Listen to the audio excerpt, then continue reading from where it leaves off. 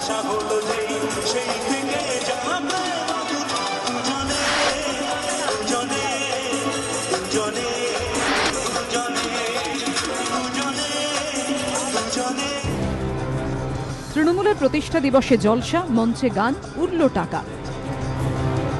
সমালোচনার ঝড়ের মুখে দল থেকে সাসপেন্ড তৃণমূল পরিচালিত দক্ষিণ 24 পরগনা জেলা পরিষদের সদস্য মীর তাহের আলী।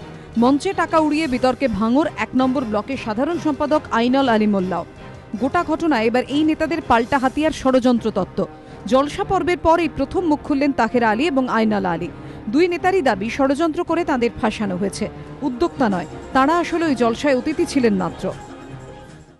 অনুষ্ঠান বলে কোনো কথা নেই, এলাকার ছেলেরা অনুষ্ঠান করেছিল, তাদেরকে কাইজার আহমেদ পয়সা দিয়ে অনুষ্ঠান করিয়ে আমাকে ওখানে মানে ওই ফাঁদে পা দিয়ে ফাঁসিয়েছে। পার্টির মধ্যে তো আমার কোনো স্ট্যাম্পদারি, আমি কোনো লিডার নয়। থানার সামনে অনুষ্ঠান হচ্ছিল, আমি গেছি। কিন্তু দুই নেতার এই ষড়যন্ত্র তত্ত্ব ঘিরেই উঠছে একাধিক প্রশ্ন। কে ষড়যন্ত্র করে ফাঁসালেন এই দুই নেতাকে? একদিকে যখন এক প্রমোটারের কথা বলছেন তাহের আলী, তখন আইনাল আলীর কাছে এই প্রশ্নের কোনো জবাব নেই।